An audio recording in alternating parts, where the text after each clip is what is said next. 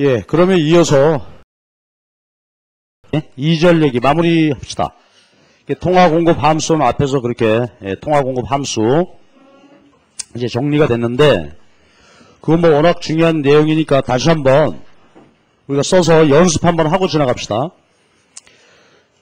자, 다시 한번 보자고. 우리가 M3 기준이다 이렇게 봐도 좋고 M2 기준으로 봐도 좋다 이거지. 자, 요거는 무엇과 뭐의 합이라고? 크게 보면 현금과 예금이죠. 현금과 예금. 그런데 여기서 현금은 어떻게 창출되는 거예요? 보니까 본원통화의 일부죠. 그러니까 중앙은행 창구를 통해서 이제 돈이 나오게 되면은 그 돈이 어디가 있다고? 금융기관 안에 밖에 있게 되는데 금융기관 밖에 있는 게 현금이다 이거지. 현금. 그 다음에 예금은 어떻게 창출되나요?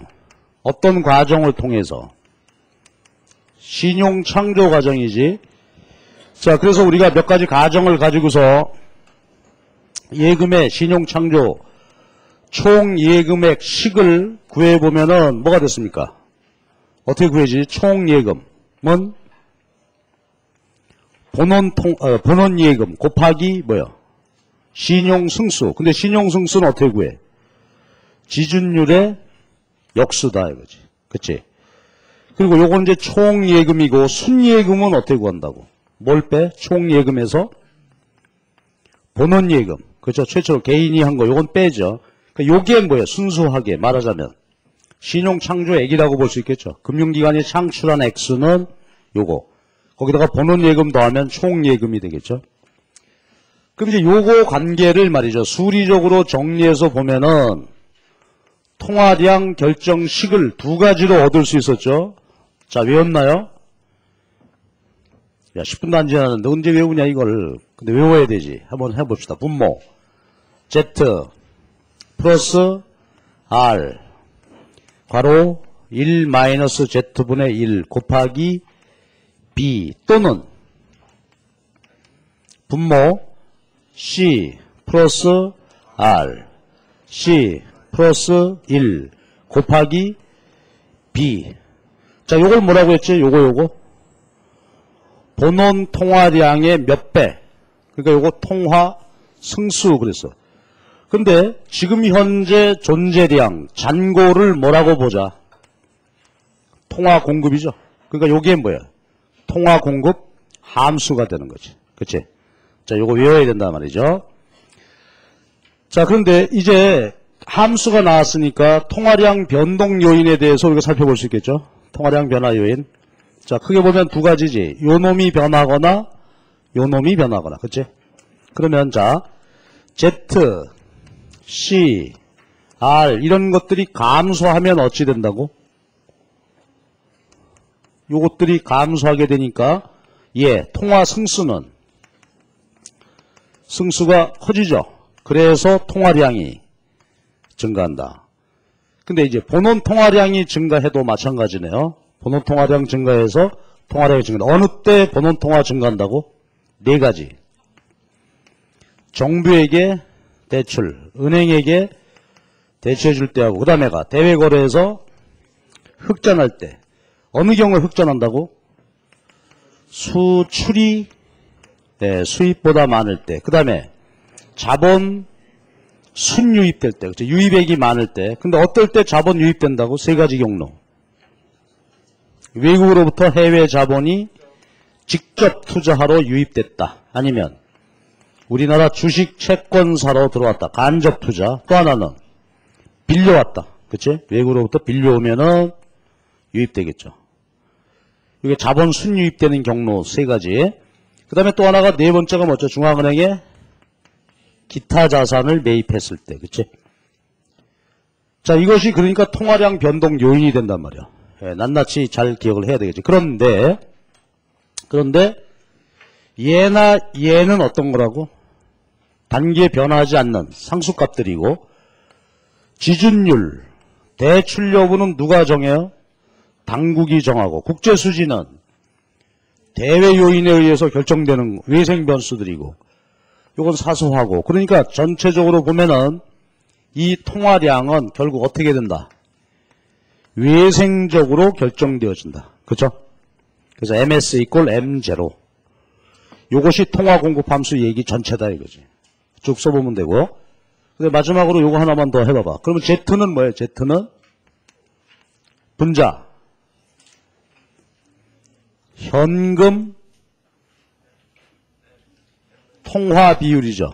소문자 C는 현금, 예금 비율이고 R은 지준율이고, 그렇지? 그럼 요게 통화 공급 함수야 이제. 자, 이래서 통화 공급 함수 다시 한번 강조하고요. 그 다음에 이제 693페이지 내용은 이제 당국이 개입해서 통화량이나 이자율을 움직인다.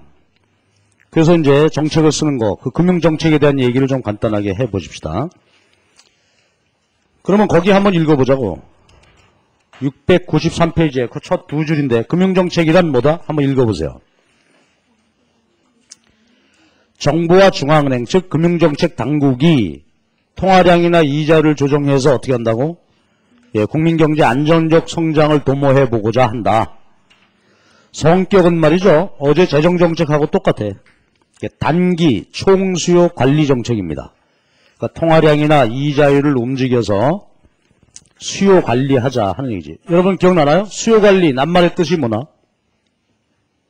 수요 관리한다는 뜻은 뭐라고? 우리나라 최대 생산 능력에 상응하도록 수요를 일치시켜주자 이거지. 그치? 그래서 만약에 수요가 부족하면 늘려주고 수요가 너무 많으면 줄여주는 거. 그렇지? 그게 수요관리 정책이었죠. 이게 금융정책인데 이 금융정책의 경로가 좀 다르다. 그 다음 페이지 하나 넘겨봐봐. 그림 22-1 그림입니다. 금융정책의 파급 경로 또는 전달 경로 그러는 건데 거기 위에 표를 보면 그렇죠. 금융정책 수단, 중간 목표, 최종 목표. 우선 최종 목표는 뭐라고? 그쵸. 하여튼 좋은 건 다 해보는 거예요. 물가 안정, 완전 고용, 경제 성장, 국제 수지 균형. 중간 목표가 뭘로 돼 있어요? 이자율과 통화량이야. 자, 그러니까 우리가 여기서 금융정책의 독특함, 통화량이나 이자율을 움직여서 최종 목표를 달성한다. 그러는데 통화량이나 이자율이 정책 수단이 아니다 이거예요. 중간 목표라고 한다. 그러면 그 말은 뭘 뜻할까? 그렇죠. 통화량이나 이자율을 당국이 직접 움직이는 것이 아니다 이거지. 간접적으로 움직여야 돼. 통화량이나 이자율을. 그래서 이걸 중간 목표라고 하고요. 그럼 왼쪽에 보면 금융정책 수단 세 가지 나와 있죠. 그러니까 내용은 뭘까? 이 세 가지 수단을 통해서 간접적으로 통화량이나 이자율을 움직이는 거. 이게 금융정책의 특징이다. 재정정책은 다르죠. 재정정책 수단은 뭐였어? 어제 보면. 정부 지출과 조세죠. 그걸 직접 조정할 수 있단 말이야. 그래가지고 최종 목표를 가는데 요거는 간접적으로 움직인다. 그렇지? 그래서 이게 선진적인 금융정책의 형태입니다. 근데 우리나라는 아직까지도 어때요? 직접 그 당국이 통화량이나 이자를 움직이는 그런 이제 요인이 아직 크죠. 그래서 그것은 이제 좋은 그런 그 금융정책 과정은 아닙니다. 그죠? 또 그러다 보니까 우리나라 각종 부정부패의 원인이 다 여기 있는 거예요. 그렇죠?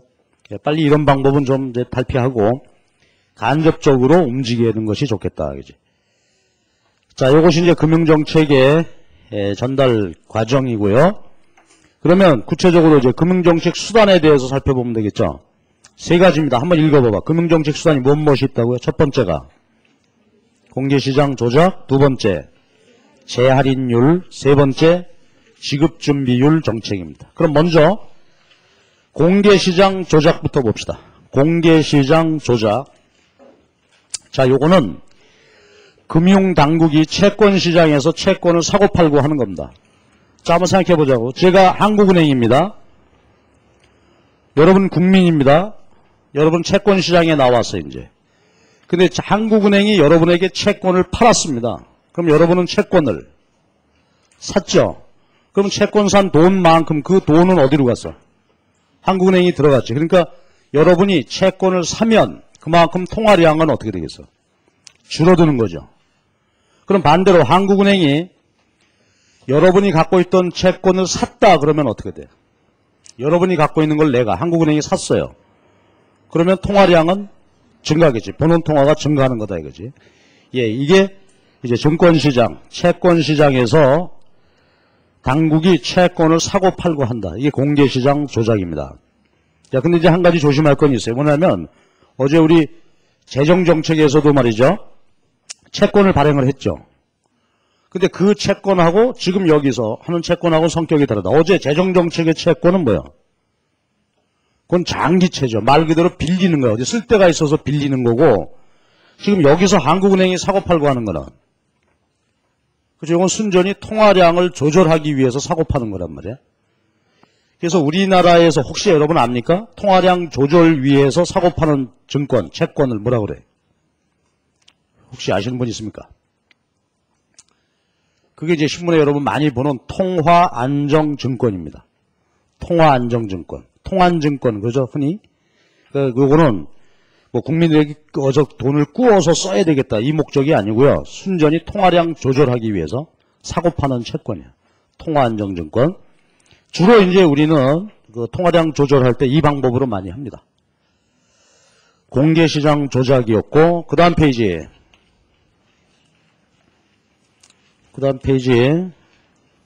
어디 갔어?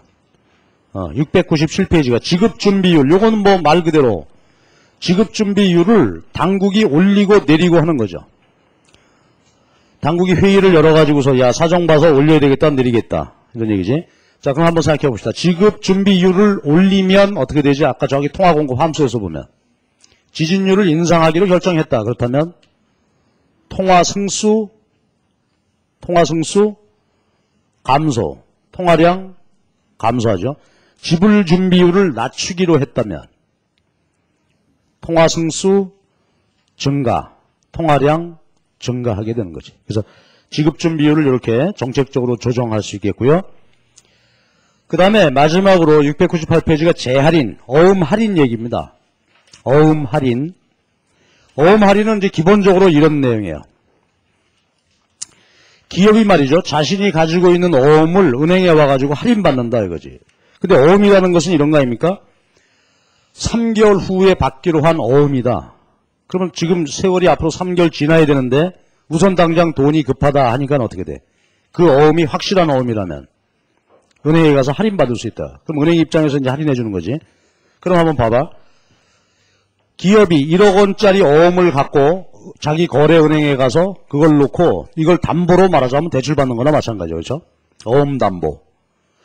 그때 적용되는 이제 할인율입니다. 근데 이제 은행 보자고. 은행은 그 기업으로부터 어음 할인해 줬어요. 어음 갖고 있죠. 1억 원짜리 어음 3개월 후. 근데 은행도 답답하지 이거. 3개월 언제 기다려. 다시 한국은행에 가서 어떻게 한다고. 재할인 받는단 말이에요. 그럼 한국은행도 역시 마찬가지야. 이 어음이 확실한 기업이 발행한 어음이다. 네, 그렇다고 한다면 또 할인해 주는 거죠. 그러면 은행은 어떻게 되는 거야? 한국은행에서 재할인 받은 그 돈이 있으니까 그거 가지고 자금 운용을 또 여유롭게 할 수 있겠죠. 그래서 중앙은행이 일반 은행이 가지고 온 어음을 할인해 줄 수 있습니다. 그때 적용되는 할인율이 재할인율이죠. 그걸 조정하게 되면 당연히 어떻게 될까? 할인율이 변화할 거고 그게 이자율에 영향을 주겠죠. 그래서 재할인율 조정을 통해서 이제 시중의 이자율과 통화량을 조정할 수도 있겠습니다. 그래서 이 세 가지가 기본적인 금융정책 수단이다. 자, 여러분 소리내서 한번 말해줘 봐봐. 금융정책 세 가지 수단이 뭐라고? 첫 번째, 두 번째는 지불준비율, 세 번째 재할인율. 요걸 가지고서 움직이는 것이 그것이 바람직하다. 선진적인 금융정책 패턴이다 이거지. 그 다음에 이제 699페이지는 선별적 정책 수단. 직접 개입하는 겁니다. 거기 그 페이지에서 보여지듯이 대출 한도, 이자율 규제, 직접 관리해. 이 업종에는 해주지 마라. 여기는 해줘라. 이자는 얼마로 해라. 그러니까 이것이 이제 좋은 방식은 아니다. 특히 우리나라 같은 경우는 자꾸 이런 게 이제 그 뭐 정경유착 그런 거 관련돼 있고 이제 그런 것이 자꾸 문제가 되죠. 그게 좋은 방법은 아니고 앞에 그 세 가지 방법을 통해서 시장에 의해서 말이죠. 될 수 있도록 하는 것이 좋다. 그래서 이것이 금융정책에 관한 얘기였습니다. 자, 이래서 이제 22장 통화 공급과 금융정책 개념에 대해서 이제 봤고요. 자, 이제 마지막입니다. 23장이 화폐 수요, 그 다음에 이자율 결정이론. 그리고 열심히 통화 공급했죠. 그럼 이제는 화폐 수요를 알아봐야 되겠지. 그리고 수요와 공급을 합쳐서 이자율 결정이론. 자, 이런 순서로 우리가 가야 되겠습니다. 그럼 1절 먼저 화폐 수요부터 봅시다. 이게 지금 시간이 좀 빠듯해서 내가 농담 한마디도 못하고 그냥 막 달려 하는데 여러분 정신 바짝 차리고 해야 돼. 이 화폐 수요 함수가 좀 어려워요. 요거를 잘 챙겨놔야 돼. 아까 이제 그 얘기인데 화폐 수요는 뭐죠? 이것도 유량이 아니라 저량이란 말이야. 지금 현재 잔고. 그러니까 여러분이 지금 현재 보유하고 있는 현금과 예금의 합이다. 근데 물론 여기서 말이죠. 우리가 현실적으로 이해할 때는 그 합이지만은 예금은 빼고 현금이다. 이렇게만 놓고 공부해도 괜찮겠어요? 자, 이제 한번 해보는데 스톡이란 말이에요. 그러면 이거는 의미가 뭐냐면 지금 시점의 보유량이죠. 우리가 보유하고 있는 통화량, 잔고. 그럼 이제 우리가 공부 분석해보고자 하는 것은 화폐 수요 함수야. 그러면 사람들은 무슨 이유로 이만큼의 돈을 보유하려고 할까? 자, 그거 이제 이론적으로 따져보는 거지. 그럼 제가 한번 여쭤볼게요. 여러분은 왜 돈을 보유하려고 합니까? 그것만 잘 설명해 낼 수 있으면 그게 화폐 수요 함수 되겠죠. 한번 생각해 봅시다. 왜 여러분 돈 갖고 다니려고 그래요? 심란하죠? 한참 생각해보다 여러 가지 이유가 있단 말이야. 짜증나죠? 너는 그러지 뭐. 돈 싫으냐 임마? 그치? 이 화폐 수요 함수가 난해해. 경제학에서 여러 이제 수요 공급을 우리가 공부를 하는데 가장 복잡하고 말이죠. 딴소리가 많고 이론이 많은 게 화폐 수요 함수예요. 사람들이 돈을 보유하려고 하는 이유도 갖가지다 이거죠. 그렇죠? 밥 사 먹으려고 하는 자, 빵 사 먹으려는 자, 그렇죠? 외상값 갚으려는 자, 뭐 쓸데있는 거. 그게 대단히 어렵습니다. 그래서 보면 이제 경제학과에서 화폐 수요 함수, 그래서 한 권의 책이야 이것도 또. 근데 우리 여기서는 이제 우리가 국민소득 결정 이론, 요것과 관련돼서 그 학파별로 화폐 수요 함수의 아주 기본적인 그 내용들만 정리를 이제 한번 해보자 이거죠. 근데요, 이 화폐 수요 함수를 학파별로 잘 이해해야 돼. 이게 이제 나중에 우리가 보면은 생산물 시장, 화폐 시장을 동시에 분석한다 그랬는데 그때 기초 실력이 된다 그래. 자, 그럼 먼저 이제 고전 학파 얘기부터 해보십시다. 자, 다시 한번 여쭤볼게요. 여기서 고전 학파란 어떤 분들을 말하는 거라고요? 그렇죠. 케인즈가 등장할 그 당시죠. 30년대 공황이 발생하고 그때 케인즈가 일반 이론 책을 쓰고 나왔다 그랬는데 그 당시 경제학자들이 생각했던 화폐 수요 이론이다 이것이. 그치?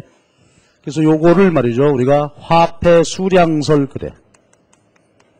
고전 학파의 화폐 수요에 관한 입장. 그것을 우리가 화폐 수량설.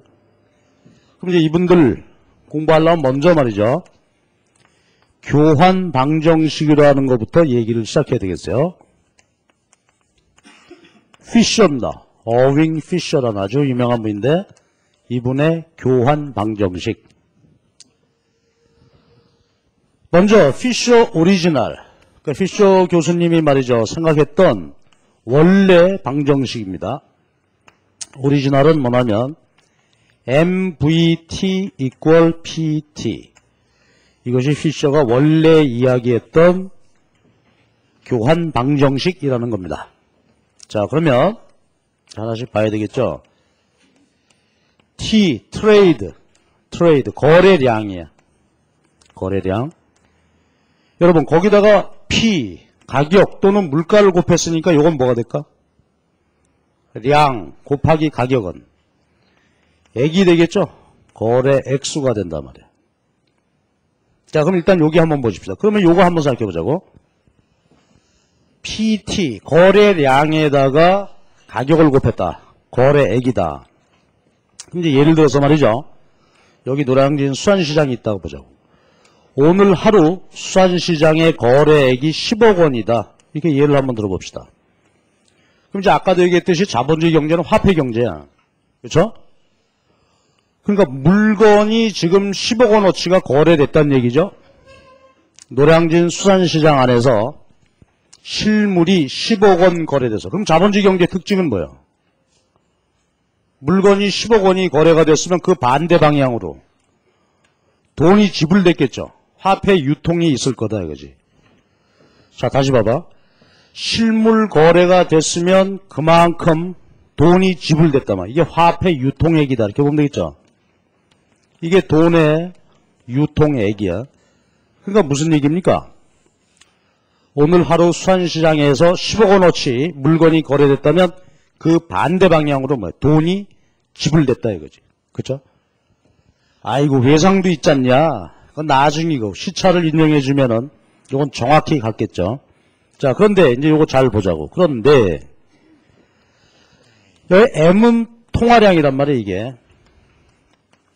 그리고요, 이제 요게 핵심인데 VT 트레이드, V는 벨로시티, 그래서 유통 속도야. 그래서 요걸 우리가 읽기를 거래 유통 속도 그래 읽습니다. 그러면 우리가 유통 속도라는 것은 뭐냐면 현금 사용 횟수입니다. 그럼 다시 한번 생각해 봅시다. 그럼 오늘 하루 수산시장에서 이제 10억 원어치 물건이 거래가 됐는데 10억 원 돈이 유통됐다. 근데 유통 속도다. 현금 사용 횟수다. 자, 그 말은 오늘 하루 동안 말이죠. 예를 들어서 오늘 하루 중에 10,000원짜리 한 장이 몇 번 거래에 사용되었냐 하는 것이죠. 예를 들어서 10번이라고 해보자 이거지. 이게 유통 속도. 그렇죠? 돈이라는 것은 빙글빙글 돌아서 돈이 되며 그러니까 오늘 하루 아침 예를 들어 5시에 시장이 열렸다. 그러면은 10,000원짜리 한 장에 쫓아다녀 보면은 시장 상인의 손에 손을 거쳐서 거래에 여러 번 사용되겠죠. 아침에 나가서 어떤 사람이 10,000원 내고 설렁탕을 사 먹었다. 설렁탕 주인은 그 10,000원 가지고 가가지고서 돼지고기 사왔다. 돼지고기 산 사람은 뭐 또 광어 사 먹었다. 쭉 돌아다닌다 이게 그 10,000원이. 그 돈이라는 것은 한 번 거래에 사용하고 찢어버리는 게 아니란 말이야. 그렇죠? 그러면은 유통 속도 10 다시 한번 생각해 봅시다. 무슨 뜻이라고? 오늘 하루 10,000원짜리 한 장이 10번 거래에 사용되었다 이거예요. 그치? 자, 그럼 여러분 한번 답해봐. 그러면 돈, 오늘 하루 노량진 수산시장 안에 존재하는 돈의 량은 얼마야? 1억이겠죠. 그치? 그러니까 1억 원 10,000원짜리가 10번씩 돌아다니면서 10억 원어치 거래에 사용됐다 이거지. 됐죠? 자, 의미 충분히 아시겠지? 그러니까 이거는 반드시 성립하는 항등관계다 이거지. 자, 다시 한번 봐봐. 소리내서 말해주세요. PT는 뭐라고? 말하기 싫어? 실물거래액. MVT는 화폐 유통액. 같을 수밖에 없죠. 그런데 10억 원 현금이 있을 필요는 없다 이거죠. 왜? 현금은 여러 번 사용되는 거니까. 유통속도가 만약에 연습 한번 해볼까? 여기 10억인데요. 유통속도가 5라고 한다면 돈은 얼마만 있으면 돼요? 얼마라고? 2억 원 돈이 있어야 되겠죠. 2억 원 돈이 있어야 한다. 자, 이것이 피셔 오리지널입니다. 교환 방정식. 그러니까 이거는 실물 부분과 화폐 부분 간에 당연히 성립하는 항등관계다 이거지. 자, 그래서 요것이 이제 피셔 오리지널인데 지금 일반적으로 피셔 방정식 그럴 때는 요거를 이렇게 쓴다 이거예요. PY. 자, 그러면 여러분 한번 잘 생각해 보십시다. 우리가 앞에서 T는 거래량 그랬어요. 근데 여기서 Y 해놨단 말이죠.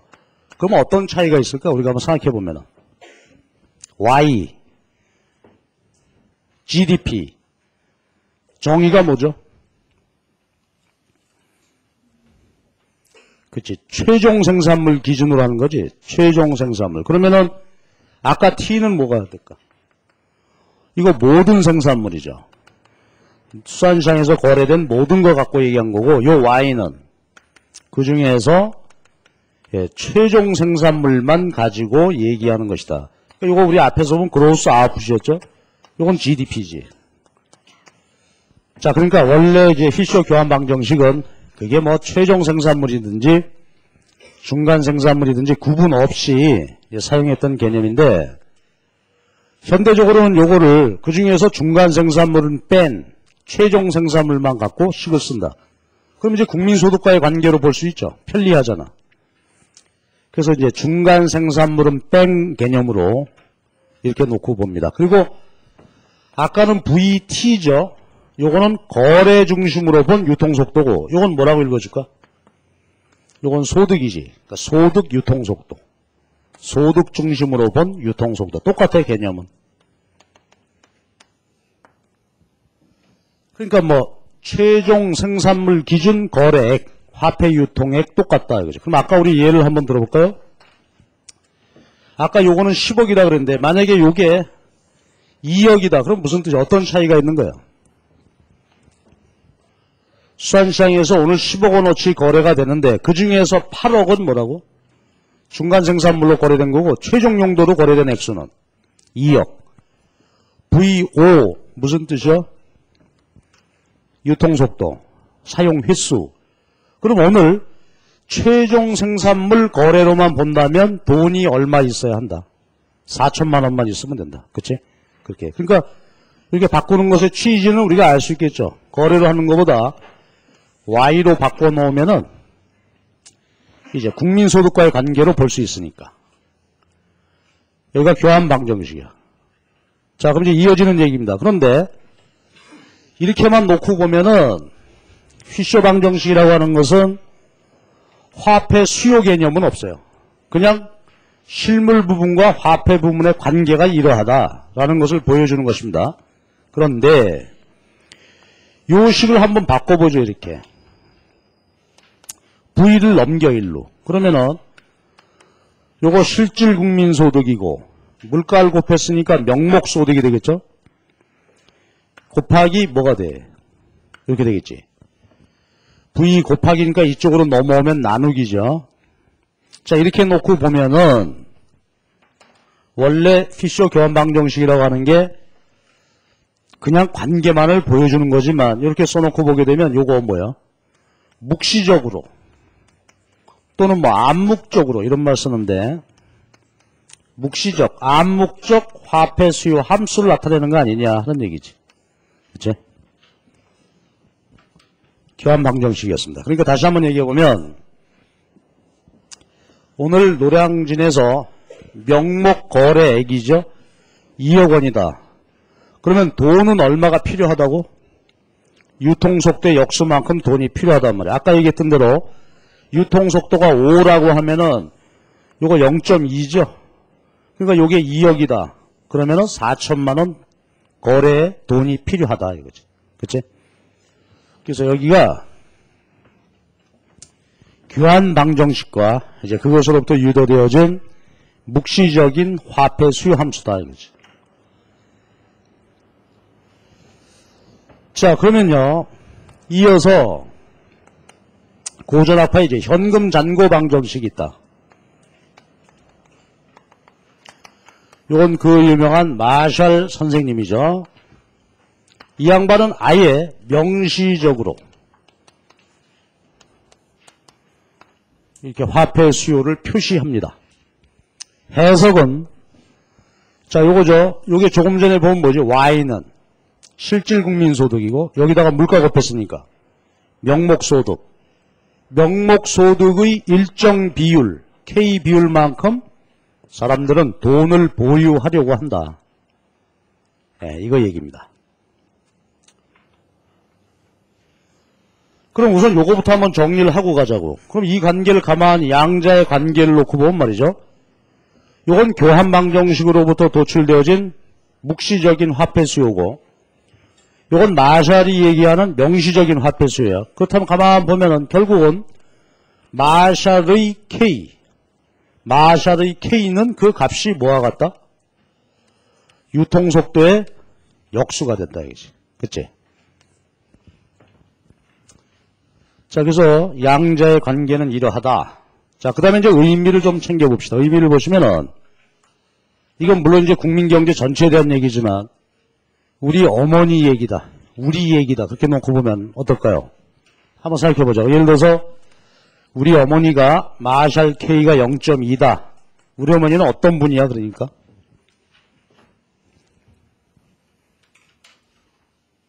명목소득. 예를 들어서 아버지 월급이 200만 원이시다. 그럼 우리 엄마는 늘 어떻게 한다는 거예요? 200만 원의 20%를 현금으로 보유한다 이거지. 그치? 그러니까 우리 엄마 지갑에는 늘 얼마 돈이 들어있는 거예요? 40만 원. 그치? 우리 엄마는 0.1밖에 안 된다. 어떤 분입니까? 20만 원만 지갑에다가 현금으로 넣고 있다. 이런 얘기죠. 그치? 자, 그래서 마샬의 K는 바로 화폐 보유 비율이다. 이렇게 보면 되겠죠. 그런데 내용을 보니까 이 마샬의 K는 유통속도의 역수가 되더라. 그래서 이것이 이제 명시적인 화폐 수요 함수입니다.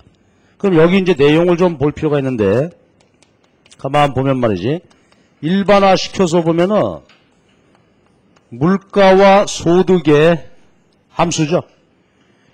그러니까 물가와 소득의 증가 함수다 이거야.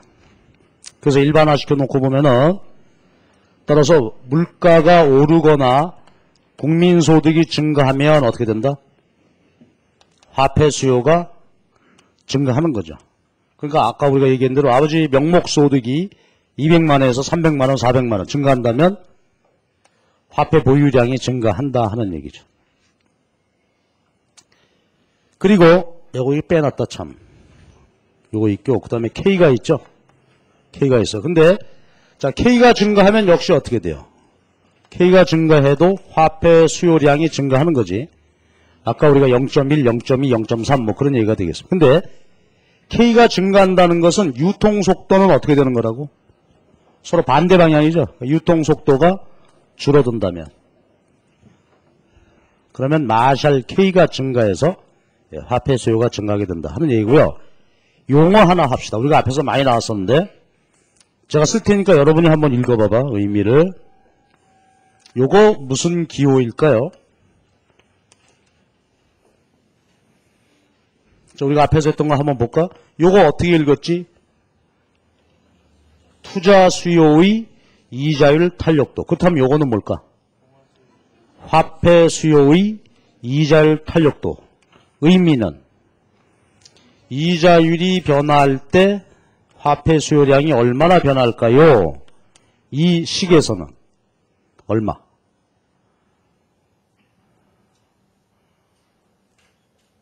안 보이셨냐 이자가. 그쵸? 없죠? 그 말은 뭐야? 영향을 안 준다는 얘기지. 예.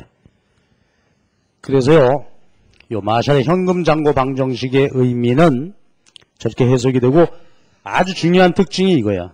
자, 소리내서 한번 말해봐봐. 마샬 또 고전학파의 현금 잔고 방정식, 명시적인 화폐 수요 함수인데 이 함수의 특징은 뭐라고? 최대 특징이? 자, 읽어주세요. 뭐라고?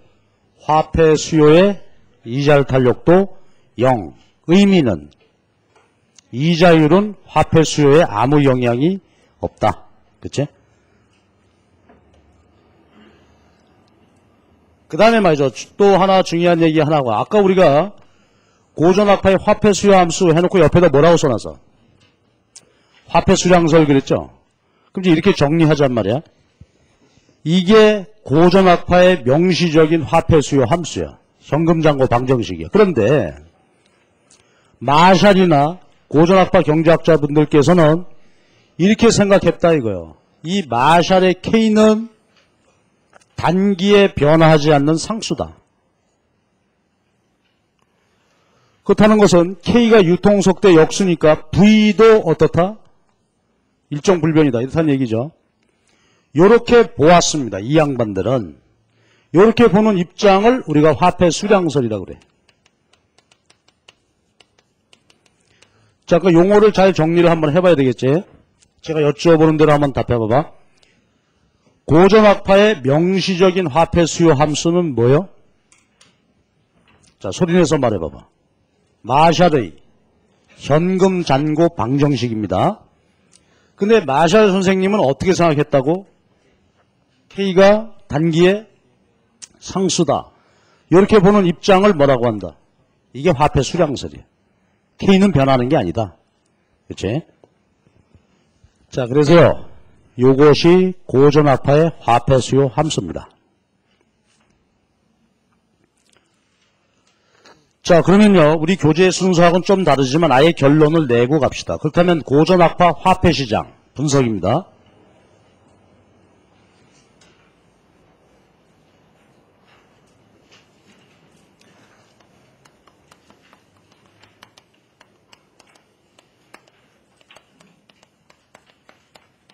고전학파의 화폐 시장인데, 자, 여기 봐줘요. 통화 공급 함수 나왔지? 통화 공급 함수는 학파별, 이론별 차이가 없단 말이에요. 그렇죠? 요거는 한 나라 금융 메커니즘을 통해서 결정이 되는 거고, 저게 화폐 수요란 말이죠. 그럼 수요 공급에 의해서 어떻게 되는 것이냐? 이거 살펴보자 이거지. 그럼 이제 공부할 겸 다시 한번 해봅시다. 한 나라의 통화 공급 함수 식을 한번 불러주죠. 분모는 뭐라고? 분모 Z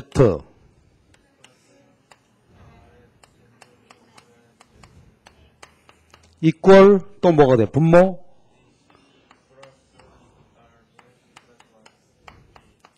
그런데 어쩌고저쩌고 해가지고 통화 공급은 어떻게 된다?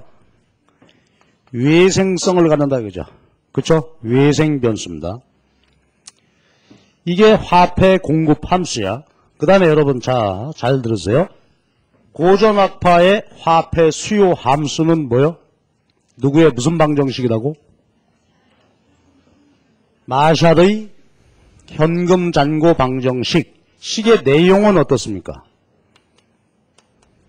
자, 소리내서 불러봐. MD 이퀄 K P Y. 그치?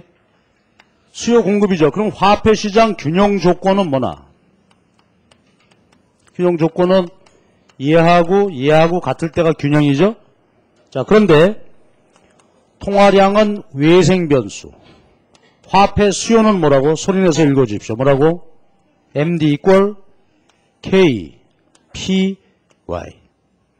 이게 고전학파 화폐시장 균형 조건, 고전학파 화폐시장 모형이란 말이야. 이거는 뭐 너무너무 중요해서 강조합니다. 한 번 더 쳐, 아주 이렇게. 고전학파 화폐시장 모형이야. M0 equal KPY.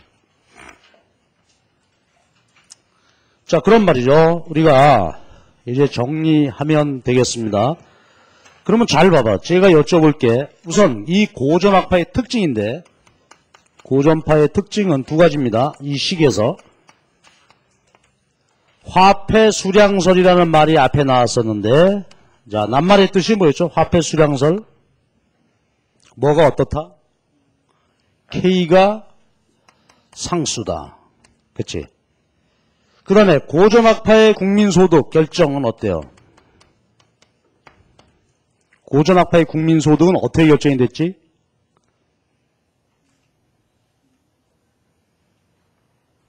항상 어느 수준이다? 완전 고용. 그렇게 될 수 있는 이유는 뭐라고? 그렇죠. 명목임금의 완전 신축성에 따라서 항상 완전 고용. 그렇게 해서 생산된 생산물은 항상 잘 팔려. 그렇죠? 그래서 국민소득은 항상 어떻게 된다고? 완전 고용 소득이 되죠. 다 잘 팔릴 수 있는 이유가 뭐였나요? 어제 우리가 증명했던 세이 법칙이지.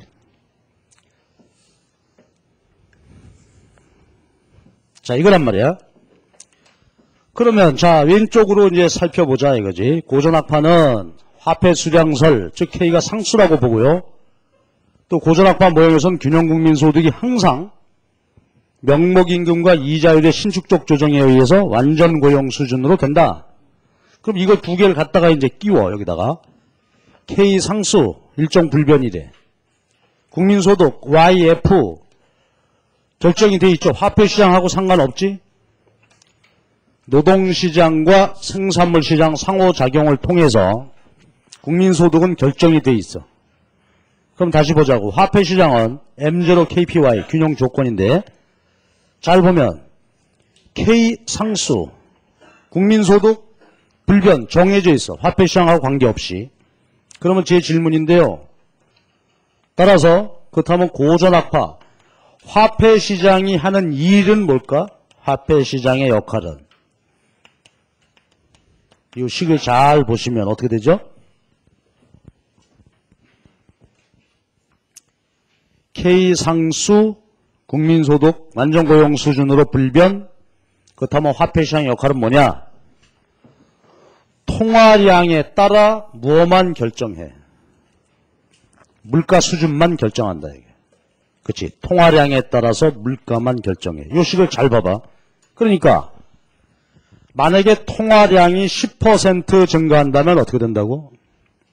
고전학파 모형에서는 얘 상수죠. 그리고 이꼴돼야 되니까 통화량 10% 증가, 물가 10% 상승.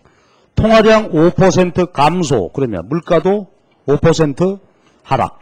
그치? 그러니까 역할은 뭐냐면 통화량에 따라서 물가만 결정한다. 화폐시장의 역할이었습니다. 이거 뭐 너무너무 중요한 얘기다. 그렇죠? 예, 고전학파 모형의 특징입니다. 고전학파 모형에서는 화폐시장의 역할은 없다. 예, 통화량에 따라서 물가만 결정한다. 근데 그 물가 변화 변동이 어떻게 돼? 어제 우리가 얘기했듯이 고용, 생산, 실질 부문에 아무 영향 없다. 그죠? 국민소득을 변화시키고 고용 변화시키고 이러는 영향이 없다. 이거야. 그래서 어제 우리가 그런 현상을 뭐라고 그랬죠? 고전학파의 이분법이다. 그래서 실물 부분과 화폐 부분이 따로 논다. 그렇죠? 이분법 또는 화폐 중립성. 화폐는 실물 부분에 아무런 영향을 주지 않는다. 예, 아주 중요한 하나의 명제에 대해서 우리가 봤습니다. 하여튼 흐름을 좀 잘 봐야 되죠. 다시 한번 봅시다. 고전학파 명시적인 화폐 수요함수. 그렇지? 그러면 화폐시장 균형 조건에 따르면 통화량은 외생, 화폐 수요는 KPY인데 여기 핵심이 여기 있지. 고전학파 특징은 뭐라고? 화폐 수량설, K가 상수다. 그러면 고전학파 모형에서 국민소득은 항상 완전 고용소득 되는 거지. 그러니까 고전학파의 역할은 뭐예요? 화폐시장에서 하는 일은 통화량에 따라서 물가만 변화한다. 그렇죠? 그래서 우리가 이제 용어를 볼 때 이렇게 한단 말이야. 자, 한번 답해봐봐. 고전학파 화폐 수량설 하게 되면 그 내용은 뭐라고? 얘가 상수라는 거죠. 그런데 결론으로 보면은 통화량이 변하면 물가가 변한다. 이거를 넓은 의미에서 화폐 수량설 그렇게 말하는 경우도 있다 이거지. 그렇죠? 원래 오리지널 의미는 요건데 이렇다면은 이런 관계가 성립하니까. 그렇지? 통화량이 변하면 물가만 변동한다. 실물 부분에 아무런 영향이 없다. 이제 그렇게 보는 입장을 우리가 고전학파의 화폐 수량설이라고도 한다. 용어는 내용은 이렇게 저렇게 쓸 수 있겠죠. 자, 이것이 고전학파의 화폐 시장이에요. 그러니까 여러분 이게 보통이 아니죠. 한번 잘 생각해 보자고. 그러니까 30년대 공황이 발생할 당시의 경제학자 분들은 어떻게 생각했다? 한 나라 노동시장, 생산물시장, 화폐시장이 있는데 중요한 건 뭐예요? 노동시장과 생산물시장이죠. 노동시장 완전고용 생산하면 생산물시장, 실물자본시장, 이자율 조정에 의해서 국민소득이 결정이 돼. 그러니까 이쪽에서 국민소득 다 끝났죠. 완전고용으로. 화폐시장의 역할은 뭐야? 없어. 화폐는 아무 짓도 안 해. 이게 화폐 중립성. 자, 그래서 이게 고전학파의 이제 논리 체계였습니다. 그래서 저기를 한꺼번에 예, 저렇게 좀 이해해 보는 것이 아주 중요해요. 그래서 여러분들 여기에 책이 말이죠. 그런 설명이 쓰여져 있으니까 책은 꼭 한번 읽어봐야 돼. 반드시 쭉 읽어보시기 바랍니다.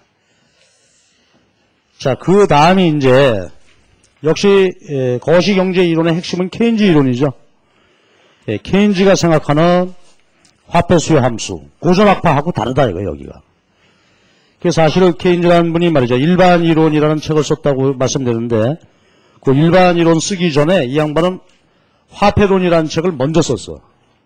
그리고 이것이 기존의 고전학파들하고 뭐 굉장히 큰 견해 차이를 갖게 되는 거죠. 그게 엄청난 그 이론적인 공헌입니다. 그러니까 케인즈 경제 이론의 또 하나 이제 중요한 특징이 이제 여기서 나타나겠습니다. 이 케인즈 화폐 수요를 우리가 유동성 선호설 이렇게 말하는데 시간이 좀 애매하긴 하지만 잠깐 또 쉬었다가 한꺼번에 그 뒤에 얘기를 모두 한번 봅시다.